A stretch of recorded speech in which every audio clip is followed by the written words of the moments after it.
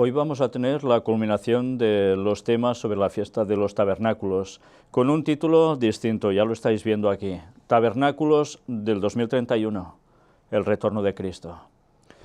Vamos a tener la lectura de un capítulo de un libro de Ellen White, que nos va a servir como colofón a todo ello y mostrándonos claramente el significado de esa festividad y de alguna otra anterior. Vamos a empezar con una oración.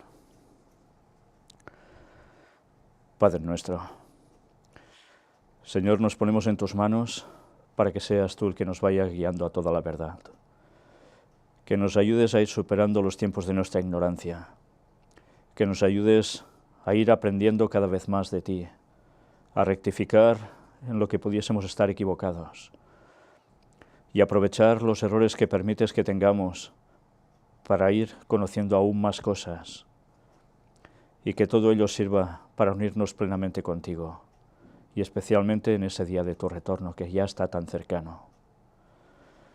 Bendice a tu pueblo, Señor. Cuida de que se vayan añadiendo a él cada día los que deben ser salvos. Recupera a los que se van perdiendo por el camino, si es posible, y ayúdanos a nosotros a no apartarnos nunca de ti. Utilízanos tanto como puedas para dar este mensaje de gran alegría de tu retorno. En el nombre de Jesús te lo pedimos todo y por el perdón de todos nuestros pecados. Amén.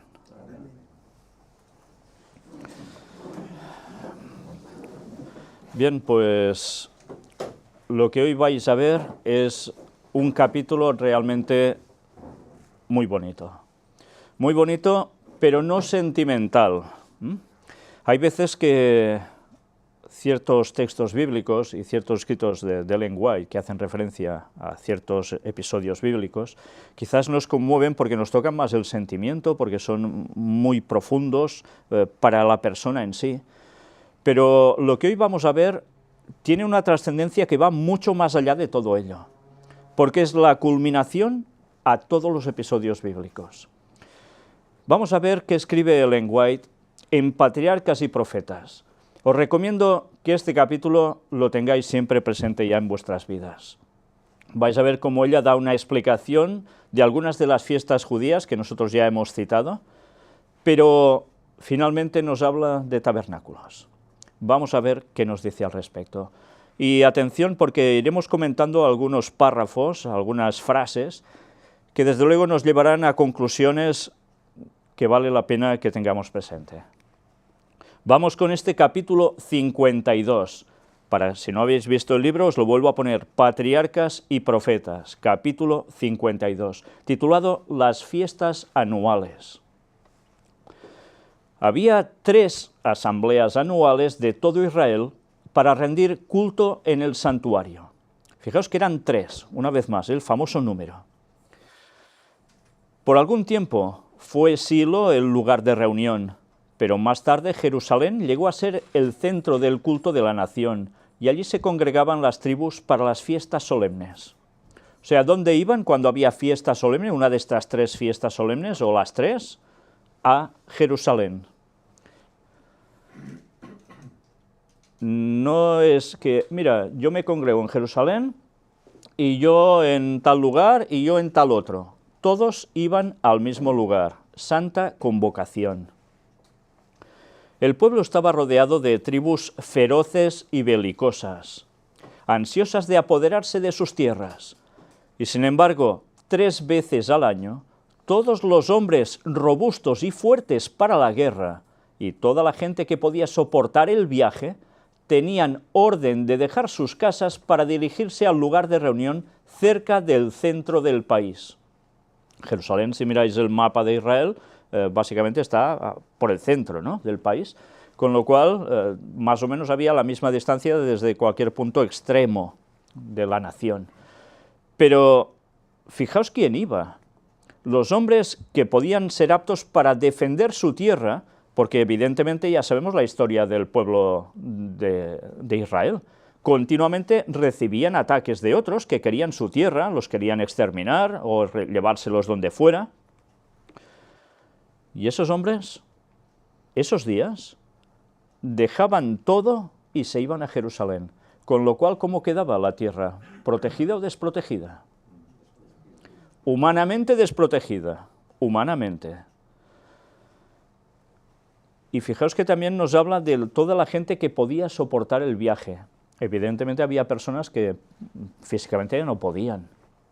¿Y qué acontecía? ¿Estaban obligados a ir allí? No.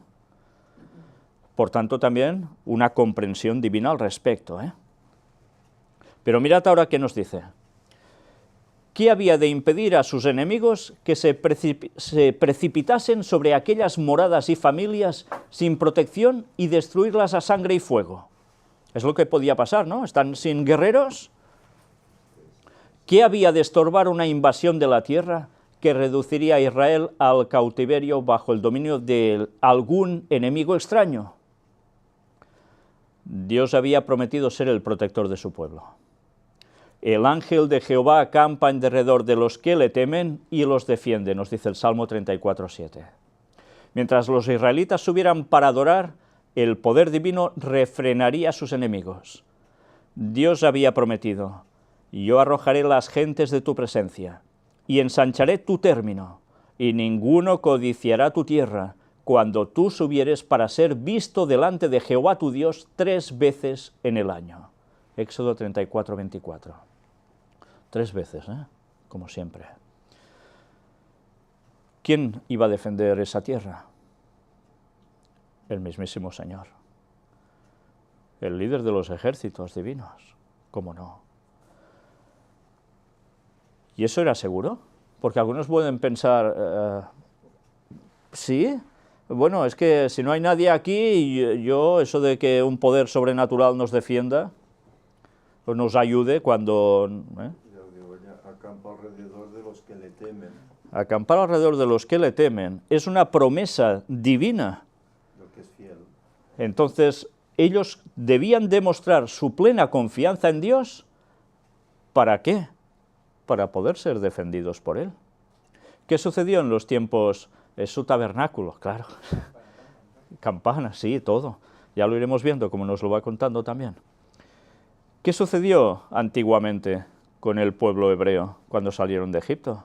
¿No fueron protegidos también por Dios? ¿Lucharon ellos contra los egipcios? Fue Dios quien los liberó totalmente. Ya hemos mostrado las evidencias de ese relato, con todo lo que Ron Wyatt encontró bajo el Mar Rojo, esas ruedas de carro del faraón, esas pezuñas de caballo, etcétera, etcétera. Son evidencias que eso es un hecho, no es ciencia ficción. La promesa de Dios se cumplió. Y ahora nos empieza a hablar sobre las fiestas. La primera de estas fiestas, la Pascua, o fiesta de los panes ácimos o sin levadura, se celebraba en Abib, el primer mes del año judío, que correspondía a fines de marzo y principios de abril. O sea, entre marzo y abril, Entonces el frío del invierno había pasado, como también la lluvia tardía, y toda la naturaleza se regocijaba en la frescura y hermosura de la primavera. Era un momento de esplendor, ¿verdad? La hierba reverdecía en las colinas y los valles, y por doquiera las flores silvestres adornaban los campos. La luna, ya casi llena, embellecía las noches. Era la estación tan bien descrita por el santo poeta que cantó, y que aparece en Cantares 2, del 11 al 13. He aquí ha pasado el invierno, hase mudado, la lluvia se fue, hanse mostrado las flores en la tierra, el tiempo de la canción es venido, y en nuestro país se ha oído la voz de la tórtola. La higuera ha echado sus higos, y las vides en cierne dieron olor. Es todo precioso, Por todo el país, grupos de peregrinos se dirigían hacia Jerusalén. Los pastores que habían dejado por el momento sus rebaños y sus montes, así como los pescadores del mar de Galilea, los labradores de los campos y los hijos de los profetas que acudían de las escuelas sagradas, todos dirigían sus pasos hacia el sitio donde se revelaba la presencia de Dios. Lo dejaban todo. Estuvieran donde estuvieran, hicieran lo que hicieran. Y de todos tipos, del pueblo. Aquí había de todos. Viajaban en cortas etapas, pues muchos iban a pie. Las caravanas veían continuamente aumentar sus filas y a menudo se hacían muy numerosas antes de llegar a la Santa Ciudad. ¿Os vais imaginando la gente cada vez agolpándose, llegando a más por las vías que llevaban de tránsito hacia Jerusalén? La alegría de la naturaleza despertaba alborozo en el corazón de Israel y gratitud hacia el dador de todas las cosas buenas. Se cantaban los grandiosos salmos hebreos que ensalzaban la gloria y la majestad de Jehová. A la señal de la trompeta, con acompañamiento de címbalos, se elevaba el coro de agradecimiento entonado por centenares de voces. Y aparece registrado aquí el Salmo 122 del 1 al 6 que dice: Yo me alegré con los que me decían, a la casa de Jehová iremos. Nuestros pies estuvieron en tus puertas, oh Jerusalén. Y allá subieron las tribus de Jah, para alabar el nombre de Jehová. Pedid la paz de Jerusalén, sean prosperados los que te aman. Y ahora aquí me he de detener.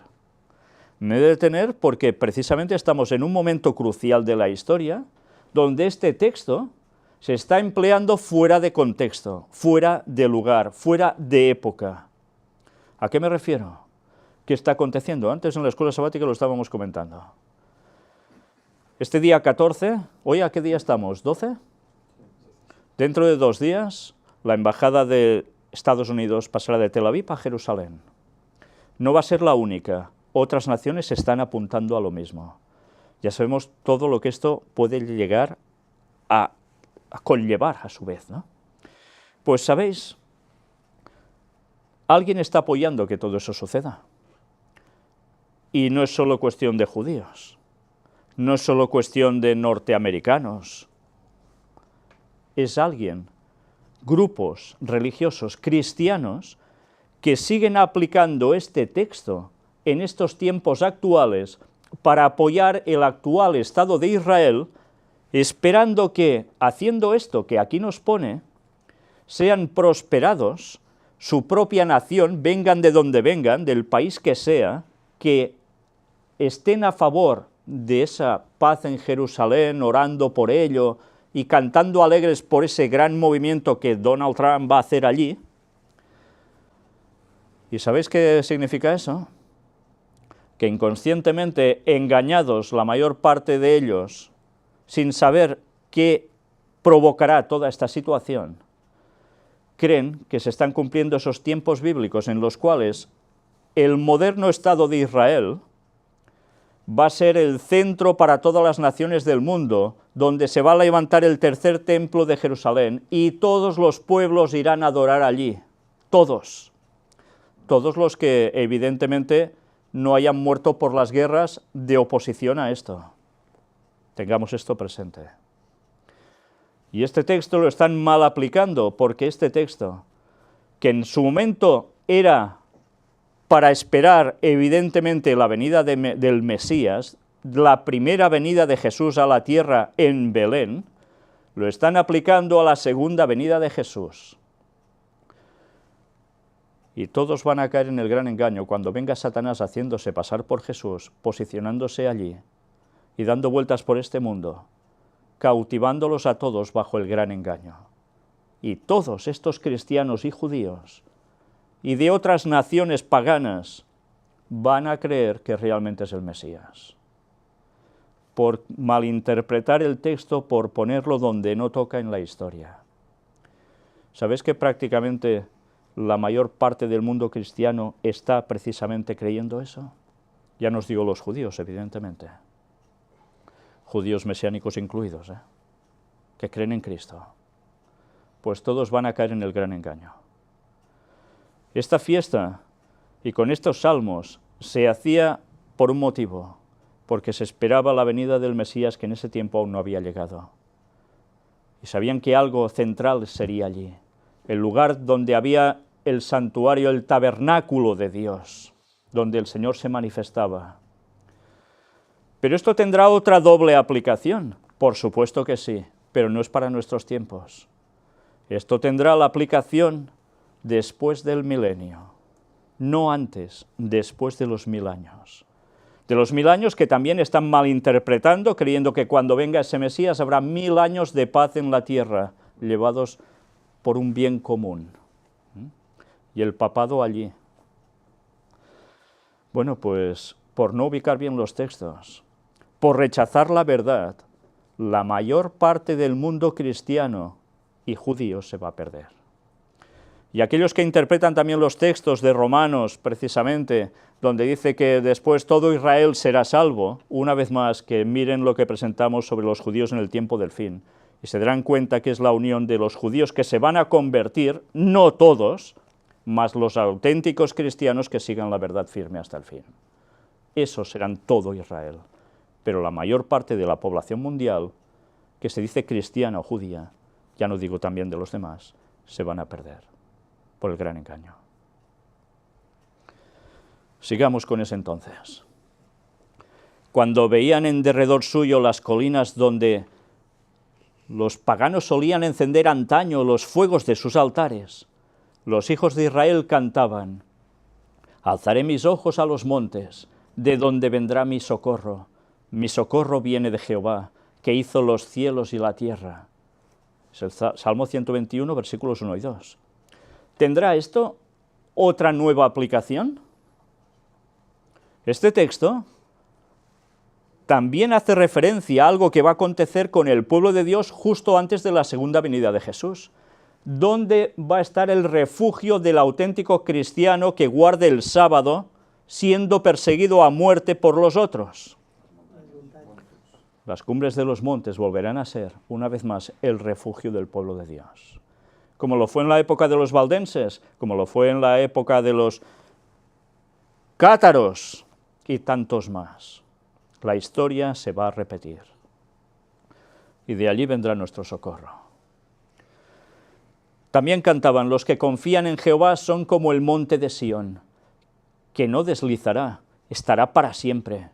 Como Jerusalén tiene montes alrededor de ella, así Jehová alrededor de su pueblo, desde ahora y para siempre.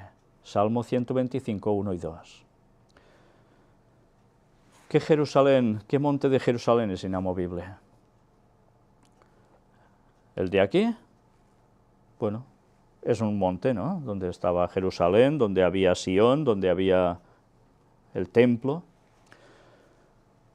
Pero hay uno que es inamovible, y es el trono de Dios. El trono de Dios estaba en la tierra, pero ¿dónde está también el trono de Dios? En el cielo.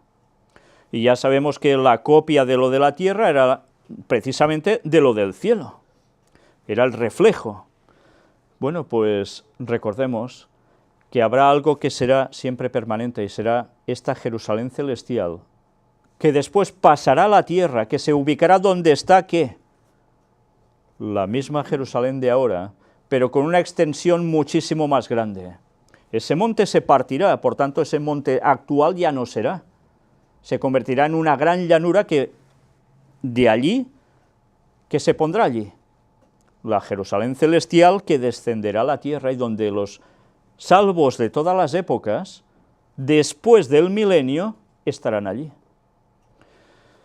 Por tanto, fijaos qué importante es ubicar cada cosa en su lugar. Este texto nos está hablando también, a su vez, después del milenio. Pero recordemos una vez más la situación de antes. Fijaos cómo todo lo de antes tiene un paralelismo con lo que tiene que venir. Al llegar a la cumbre de las colinas que dominaban la santa ciudad, miraban con asombro y reverencia las multitudes de adoradores que se dirigían hacia el templo. ¿Os los imagináis? Se han ido haciendo este trayecto, llegan a las colinas cerca de Jerusalén y desde allí ven cómo mareas de gente van ingresando a esa zona. Algo impresionante, solemne. Pero, ¿qué había en esas colinas antes? ¿Lo recordáis? Nos lo he dicho allí también. Los paganos encendían fuego de sus altares. Eso se acabó. El pueblo de Dios ya estaba libre de esas cosas. Veían ascender el humo del incienso. Ya no era de los altares paganos, el humo del incienso es lo que subía allí. Y al oír las trompetas de los levitas que anunciaban el servicio sagrado, sentían la inspiración de la hora sagrada y cantaban: grande es Jehová y digno de ser en gran manera alabado. En la ciudad de nuestro Dios, en el monte de su santuario. Hermosa provincia, el gozo de toda la tierra es el monte de Sión. A los lados del Aquilón, la ciudad del gran rey. Era el Salmo 48, versículos 1 y 2.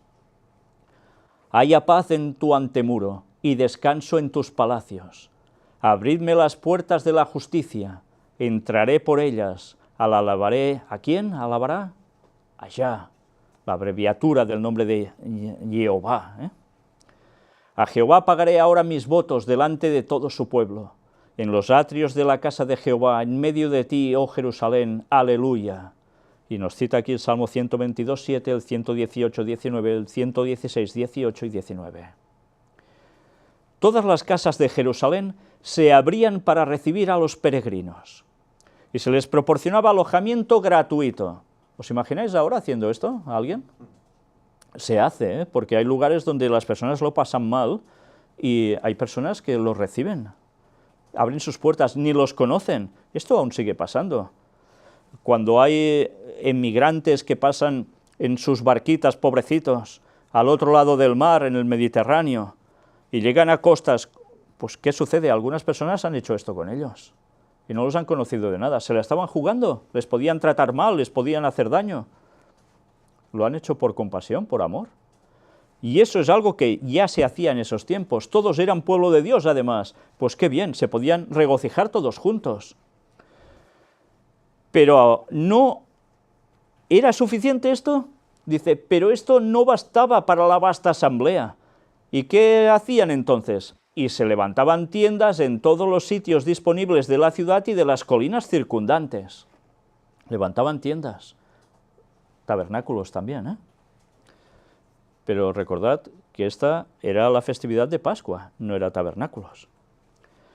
El día 14 del mes, por la noche, se celebraba la Pascua, cuyas ceremonias solemnes e imponentes conmemoraban la liberación de la esclavitud en Egipto y señalaban hacia adelante, al sacrificio que los había de librar de la servidumbre del pecado.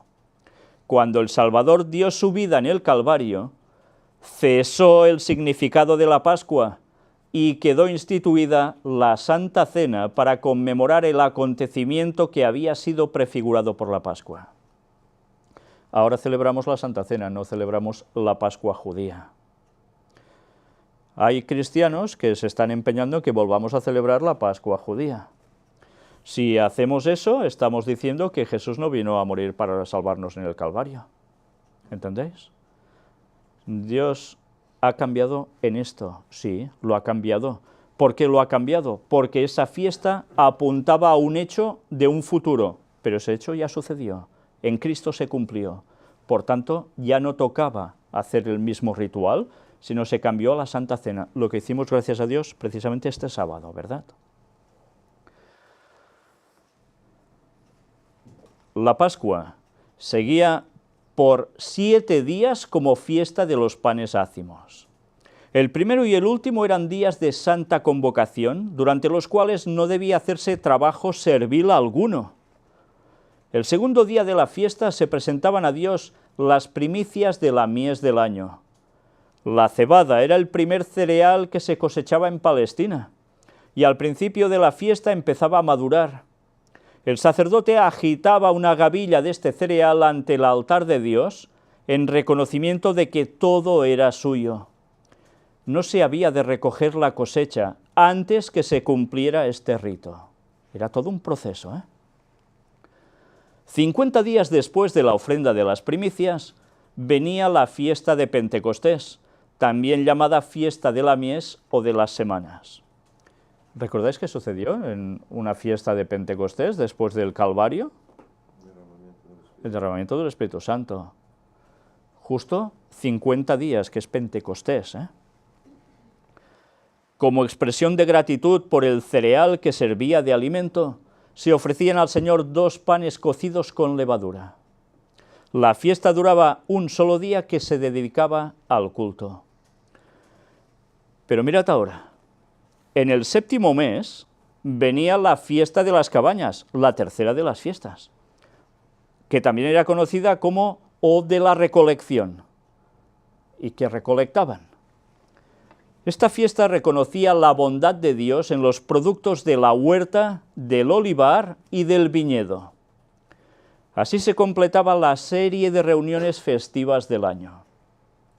La tierra había dado su abundancia, la mies había sido recogida en los graneros, los frutos, el aceite y el vino habían sido almacenados y las primicias se habían puesto en reserva, y ahora acudía el pueblo con los tributos de agradecimiento al Dios que le había bendecido.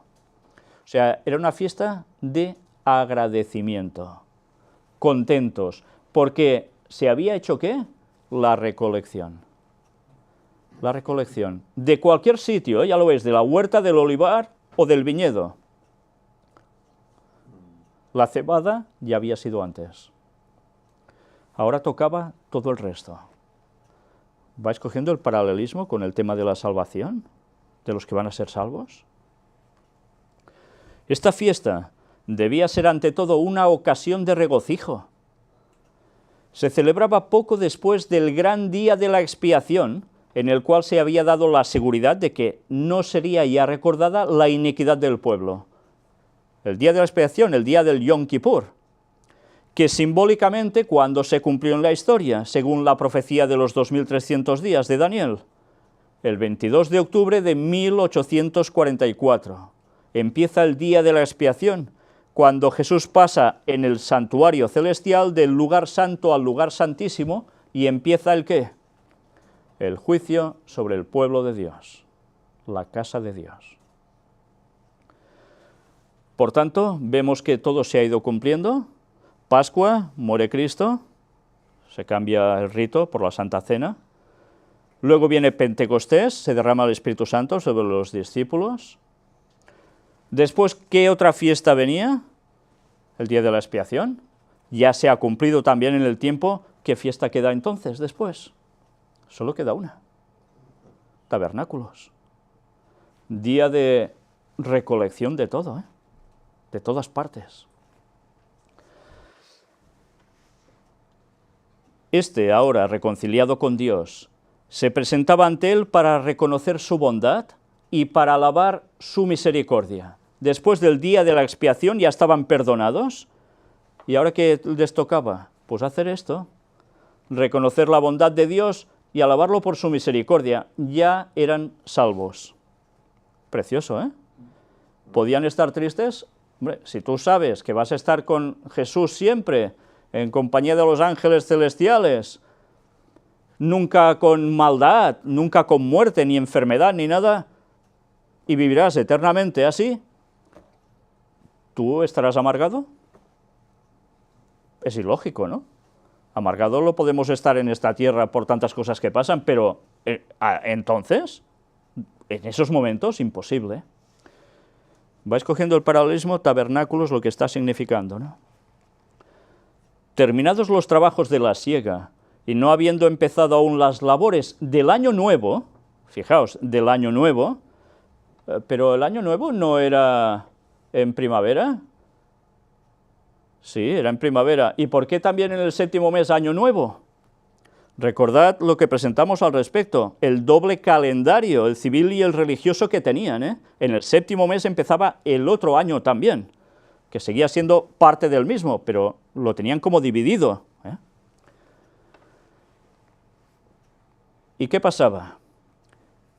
El pueblo estaba libre de cuidados y podía someterse a las influencias sagradas y placenteras de la hora. Ya no tenían problemas, no tenían nada que hacer, ¿no? Podían pasárselo súper bien. Aunque se les mandaba solamente a los padres y a los hijos que acudieran a las fiestas, siempre que fuera posible, las familias debían asistir también a ellas, y de su hospitalidad debían participar los siervos, los levitas, los extranjeros y los pobres. Algunos dirán, uy, qué machismo. En principio solo se les mandaba a los padres y a los hijos ir. Es machismo, ¿y las mujeres qué? ¿Qué solía pasar en esas casas? ¿Quiénes cuidaban de los hijos? Y normalmente no eran familias que tuvieran un solo hijo, ¿eh? Eran familias numerosas. La madre es la que estaba siempre con los hijos, sobre todo mientras el padre se ganaba la vida saliendo a trabajar en las labores de lo que hiciese falta, ¿no? Y las familias se tenían que seguir manteniendo, pero ¿Solo podían ir exclusivamente hombres, padres, hijos? No, fijaos que también, si podían, las familias debían asistir. Circunstancias en que las familias ya no estaban en ese colapso y podían ir a ese lugar. Pero no sé si estáis cogiendo un paralelismo con esto. Fiesta de tabernáculos, familias, yendo a regocijarse, y además, motivo para hospitalidad, para participar todos juntos, sean de lo que sean de donde sean, es igual, todos unidos, juntos, felices. Como la Pascua, la fiesta de los tabernáculos era conmemorativa, y ahora nos explica. En recuerdo de su peregrinación por el desierto, el pueblo debía dejar sus casas y morar en cabañas o enramadas hechas con gajos de árbol hermoso, ramos de palmas y ramas de árboles espesos y sauces de los arroyos. Esto es lo que está mandado en Levítico 23, y que ya lo estuvimos mostrando en anteriores temas, Ya no podían estar en Egipto bajo una casita de algún modo, sino que tenían que morar en el desierto. ¿Y cómo moraban? Pues en cabañas, en enramadas. Lo hacían como podían, con lo que tenían, pero con todo su simbolismo también. El primer día era una santa convocación, y a los 7 días de la fiesta se añadía otro octavo que se observaba de la misma manera. Por tanto, convocación en el primer día, pasaban 7 días, y en el octavo otra vez santa convocación todos juntos. Lo estuvimos hablando anteriormente. ¿Qué va a suceder cuando Cristo vuelva? Regresa y todos estaremos, ¿cómo? ¿Felices? ¿O estaremos todo lo contrario? Bueno, depende si somos salvos o no, Es así de claro. Si vamos a ser salvos, tendremos una gran felicidad y tendremos santa convocación. ¿Por qué? Porque en la segunda venida de Jesús vamos a ser trasladados, ¿cómo? Jesús vendrá andando por la tierra y nos dirá, mira, tú sí, tú te vienes conmigo, tú te quedas, o yo me quedo también aquí. ¿Dirá eso? Cuando Jesús vuelva por segunda vez, no hará como Satanás haciéndose pasar por Jesús. Su pie no pisará en tierra, Satanás sí.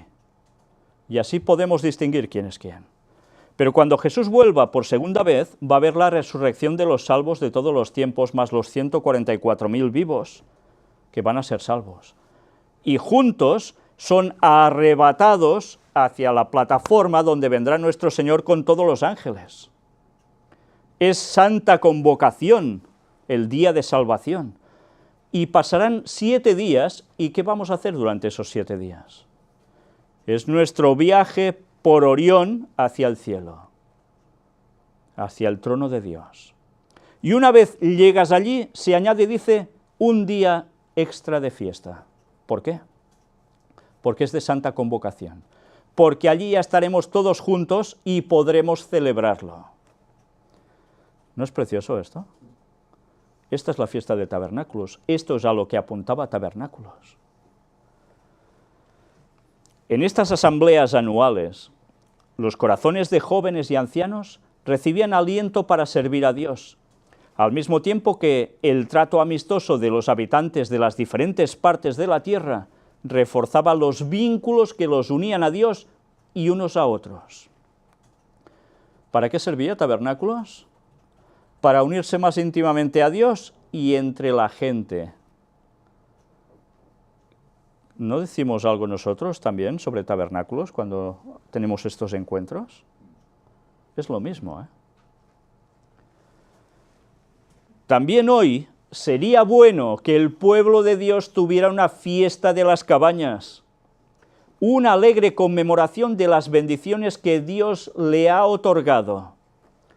¿Creéis que estamos haciendo estos encuentros tipo tabernáculos porque sí? Mira por dónde. Se hace porque esto es un mandato divino. Deberían haber ese tipo de encuentros entre el pueblo de Dios. Ojalá cada país de este mundo tuviera un encuentro de tabernáculos entre todos ellos, o incluso a nivel mundial o a nivel de continente, es igual. Eso es lo que Dios quiere de nosotros, que participemos de ese tipo de encuentros. ¿Y quién tiene que ir? ¿Solo el Padre y el Hijo? Hemos visto que las familias, si podían, debían ir. Mirad qué explicación nos da ahora la hermana White. Como los hijos de Israel celebraban el libramiento que Dios había concedido a sus padres, y también cómo los había protegido milagrosamente a ellos mismos durante sus peregrinaciones después de la salida de Egipto, así debiéramos recordar con gratitud los diferentes medios que Él ideó para apartarnos del mundo y de las tinieblas del error y para llevarnos a la luz preciosa de su gracia y de su verdad. Ahora se está dirigiendo a nosotros, no se dirige al pueblo de Israel pasado. A los que vivían lejos del tabernáculo, la asistencia a las fiestas anuales les requería más de un mes de cada año. Claro, eran 3 fiestas las que debían ir a Jerusalén. Imaginaos que estaban en el otro extremo, el límite del país. Pues, ¿cómo iban? ¿En un Ferrari? ¿Tenían autobús? Iban andando, y andando pues tardaban lo suyo, y eso les implicaba en los días de distancia de kilometraje, entre idas y vueltas, pues que perdían un mes de sus vidas cada año. ¿Pero los perdían? ¿Eran perdidos o eran ganancia? Fijaos, porque aquí viene el planteamiento que todos debemos hacernos. Este ejemplo de devoción a Dios debe recalcar la importancia de los servicios religiosos y la necesidad de subordinar nuestros intereses egoístas y mundanos a los que son espirituales y eternos.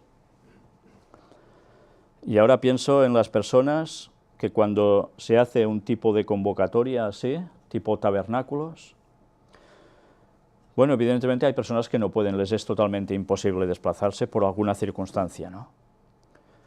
Pero es que a todos prácticamente les pasa, ¿es una circunstancia imposible para ir allí? ¿O es que no se preparan lo suficiente con antelación, con la suficiente anticipación, intentando ahorrar lo posible y marcarse unos días para ellos, para poder hacer esto? ¿Qué consideramos más? ¿Nuestras ganancias materiales o la parte espiritual de beneficio que nos va a llevar a la salvación? Es para planteárselo, Bueno, pues esto es un hecho. ¿Por qué los encuentros de tabernáculos que se deberían estar haciendo, que por desgracia no se hacen tantos? Y los que se hacen, asiste poca gente, relativamente poca gente. Cuando hay tantos que creen en lo mismo, que aceptan el mismo mensaje, ¿qué pasa? ¿Todos son pobres? ¿O todos están muriendo y no pueden desplazarse? ¿O todos tienen que atender a alguien a fuerza porque si no... ¿Es eso? Fijaos que es nuestra situación espiritual. ¿Qué valoramos más? Es así de claro, Sigamos. Sufrimos una pérdida si hacemos caso omiso del privilegio de reunirnos para fortalecernos y alentarnos los unos a los otros en el servicio de Dios. Las verdades de su palabra pierden entonces para nuestra mente su vigor e importancia.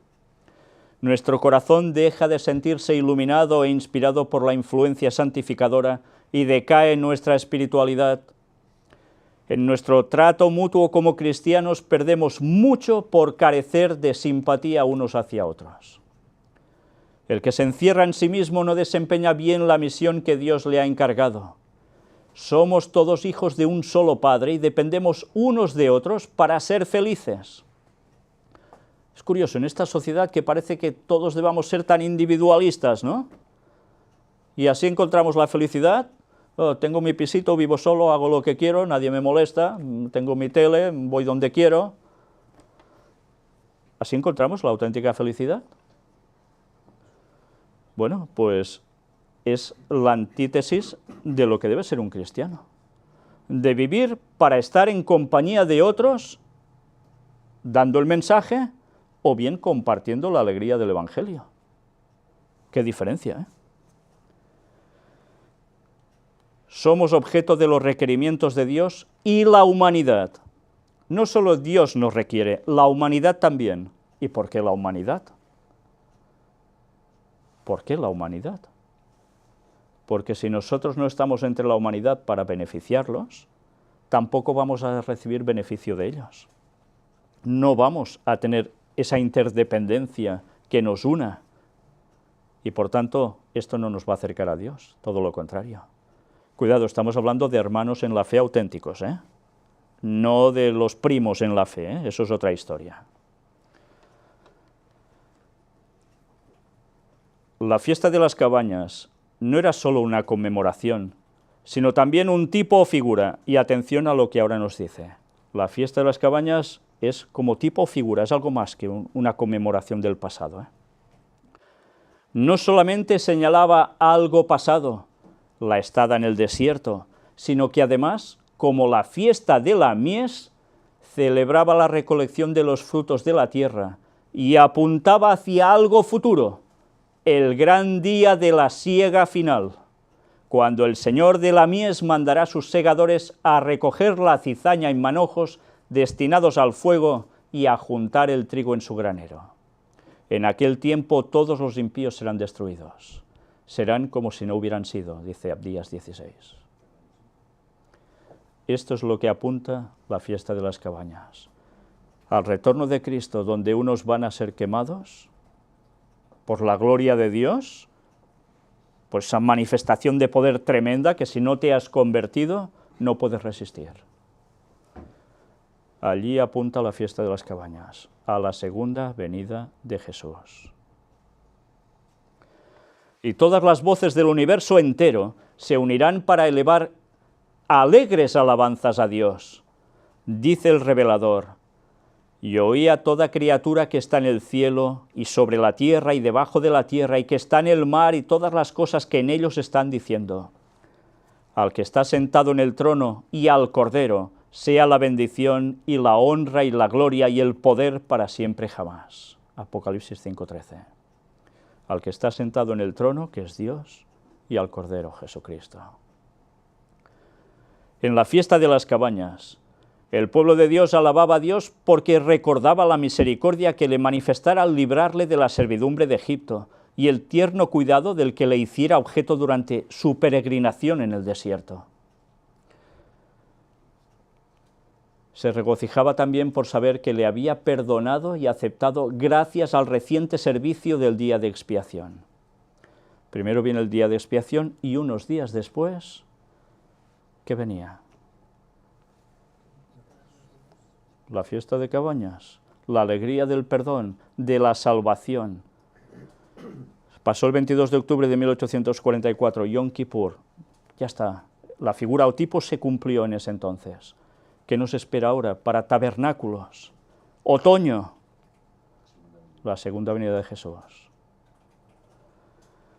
¿Os habéis fijado que antes nos ha dicho quién estaba contento con todo esto? No eran solo los seres humanos, ¿eh? Aquí nos está hablando de más gente, el universo entero. Los habitantes de otros mundos creados por Dios que jamás han pecado, los ángeles del Señor también, todos felices, porque por fin se terminará la maldad aquí, en la segunda venida de Cristo, y Él recogerá a los suyos. Pero cuando los redimidos de Jehová estén a salvo en la Canaán celestial, para siempre libertados del yugo de la maldición bajo el cual todas las criaturas gimen a una y a una están de parto hasta ahora, como dice Romanos 8:22, se regocijarán con un deleite indecible y glorioso. Nos viene a buscar, está todo un día recogiendo a los suyos, lo recordamos, ¿eh? ¿Y qué sucede? 7 días de traslación, y al octavo, fiesta solemne. ¿Por qué? Porque ya estás libre de todo esto, has llegado a la Canaán celestial. ¿Y no vas a estar contento? Vamos, que los saltos de alegría yo creo que serán inmensos, ¿eh? Entonces habrá concluido la gran obra expiatoria que Cristo emprendió para redimir a los hombres, y sus pecados habrán sido borrados para siempre. Por tanto, seremos salvos por siempre. Este capítulo termina así, con el texto de Isaías 35, versículos 1, 2 y del 5 al 10, que nos dice esto. Alegrarse ha en el desierto y la soledad. El yermo se gozará y florecerá como la rosa. Florecerá profusamente y también se alegrará y cantará con júbilo. Fijaos una vez más, aparece la palabra júbilo, de jubileo, de alegría, porque cuando el Señor vuelva será en jubileo. La gloria del Líbano les será dada, la hermosura de Carmel y de Sarón. Ellos verán la gloria de Jehová, la hermosura del Dios nuestro. Entonces los ojos de los ciegos serán abiertos, y los oídos de los sordos se abrirán. Entonces el cojo saltará como un ciervo y cantará la lengua del mudo, porque aguas serán cavadas en el desierto y torrentes en la soledad. El lugar seco será tornado en estanque, y el sequedal en manaderos de aguas. Y ahora me detengo aquí también. ¿Y sabéis por qué?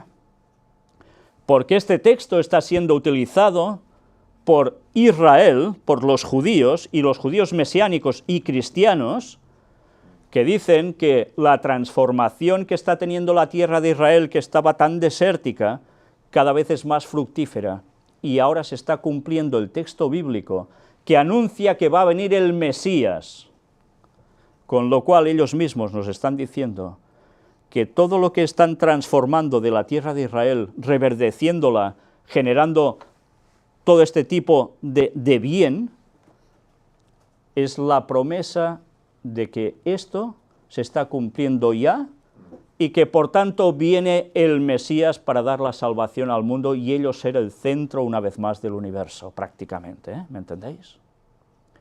El gran engaño preparándose delante nuestro. Esto, hermanos, lo debemos decir a todo el mundo. Este texto es ¿para cuándo? ¿Para la segunda venida de Jesús? ¿Para la venida del Mesías que ellos esperan, los judíos que aún creen que no ha llegado? Este texto hace referencia cuando la tierra sea renovada después del milenio. Si en 2031 vuelve nuestro Señor, 1000 años después acontecerá esto con la recreación en la tierra y con un lugar especial donde nos está apuntando con el texto, que será la Nueva Jerusalén. Por tanto, fijaos si es importante saber bien estas cosas, porque de lo contrario vamos a ser engañados por Satanás. Parece cosa de poca monta, ¿eh? Pues la de gente que va a caer dentro de poco por culpa de malinterpretar estos textos. Sigue diciendo, y habrá allí calzada y camino, y será llamado camino de santidad. No pasará por él inmundo, y habrá para ellos en él quien los acompañe, de tal manera que los insensatos no hierren. No habrá allí león, ni bestia, fiera subirá por él, ni allí se hallará, para que caminen los redimidos. Y los redimidos de Jehová volverán y vendrán a Sión con alegría, y gozo perpetuo será sobre sus cabezas, y retendrán el gozo y alegría, y huirá la tristeza y el gemido. Ya veis la importancia. Si no ubicamos bien los textos, estamos perdidos. ¿Cuántos millones de personas se van a perder por seguir lo que les dicen sus pastores, sus letrados eclesiásticos, sus rabinos? Van a ser perdidos. ¿Os dais cuenta de la importancia de que celebremos las cabañas, la fiesta de las cabañas tal cual? No hace falta que sea en la fecha precisa, ya lo sabemos. La Santa Cena no la estamos celebrando más a menudo que una vez al año, por supuesto que sí. Pero hemos de recordar que hay una simbología en ello, y que debemos aprovechar y hacer esta fiesta de las cabañas entre los hermanos, sean de España, sean de Francia, sean de América, de cualquier parte, es igual, para tener esto presente y para ser un testimonio al mundo, saliendo llenos y diciéndole al mundo realmente lo que nos espera y lo que les espera, porque es su salvación también la que estará en juego, y esa es nuestra responsabilidad. Fijaos en este texto, ya para ir terminando. Deuteronomio 16, versículos del 13 al 18. La fiesta solemne de los tabernáculos harás por 7 días cuando hayas hecho la cosecha de tu era y de tu lagar. ¿Recordáis qué sucede con el lagar? Hay otro texto que nos dice algo de pisar el lagar, ¿no? De la ira de Dios, ¿eh? ¿Y qué sale cuando pisas el lagar? El zumo de la uva, ¿no?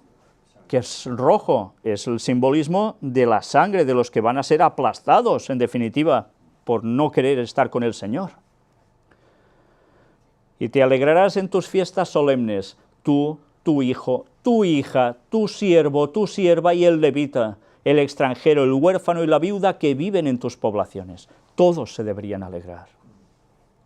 7 días celebrarás fiesta solemne a Jehová tu Dios en el lugar que Jehová escogiere, porque te habrá bendecido Jehová tu Dios en todos tus frutos, y en toda la obra de tus manos, y estarás verdaderamente alegre. 3 veces cada año aparecerá todo varón tuyo delante de Jehová tu Dios, en el lugar que él escogiere, en la fiesta solemne de los panes sin levadura, y en la fiesta solemne de las semanas, Pentecostés está haciendo referencia, y en la fiesta solemne de los tabernáculos, y ninguno se presentará delante de Jehová con las manos vacías, cada uno con la ofrenda de su mano, conforme a la bendición que Jehová tu Dios te hubiere dado, además con ofrenda, contentos. Pero mirad qué dice el versículo 18, que dices, ¿y esto aquí qué pinta? Jueces y oficiales pondrás en todas tus ciudades que Jehová tu Dios te dará en tus tribus, los cuales juzgarán al pueblo con justo juicio. ¿Por qué está esto en el contexto de la fiesta de tabernáculos? Porque es el contexto del juicio. ¿Quién va a juzgar en el milenio? Los salvos de todas las épocas verificarán los juicios de Dios si Dios ha sido justo realmente, no permitiendo que tantos millones de personas sean salvos. Nosotros vamos a comprobar ese veredicto divino. Vamos a formar parte de ese juicio. Los textos, como siempre, no están porque sí. Nos estaban diciendo algo que acontecería a partir de la fiesta de las cabañas. A modo de resumen, en primavera, Pascua. ¿Qué hay en primavera, en Pascua? El mes de Aviv, recordáis. Entrada del pecado es cuando acontece. La lluvia tardía, también. La muerte de Cristo, también. Pero ¿qué ocurre en otoño, en tabernáculos? Entre septiembre y octubre, ¿eh? Es cuando fue la creación. También la lluvia temprana. El nacimiento del Mesías. El bautismo de Jesús. Pero algo más. La segunda venida de Cristo. En 2031. Sabemos el año. Sabemos prácticamente el mes. Durante la fiesta de los tabernáculos vendrá nuestro Señor. ¿Y cómo vamos a reaccionar? Y se dirán aquel día, he aquí, este es nuestro Dios, le hemos esperado y nos salvará. Este es Jehová a quien hemos esperado, nos gozaremos y nos alegraremos en su salvación. Isaías 25:9. Este texto es el que describe lo que va a sentir el pueblo de Dios dentro de 13 años, cuando Jesús vuelva a buscarnos. Se habrán cumplido los 6000 años desde la entrada del pecado, y el Señor viene a por nosotros. Fiesta de los tabernáculos. Necesitamos hacer más fiestas de tabernáculos. Aquí y en todas partes. El pueblo de Dios necesita la fiesta de tabernáculos, porque es la forma de unirnos entre nosotros y a Dios. Es la forma de tener algo presente y predicarlo ya solo haciendo esta celebración. Estaremos anunciando la segunda venida de Cristo. ¿No es maravilloso esto? 2031, tabernáculos. Recordad el texto. El que da testimonio de estas cosas dice, ciertamente vengo en breve. Amén. Sí, ven, Señor Jesús. La gracia de nuestro Señor Jesucristo sea con todos vosotros. Amén. Apocalipsis 22, 20 y 21. Que Dios os bendiga, que nos ayude a todos a estar firmes para ese momento. Amén. Vamos a terminar con una oración.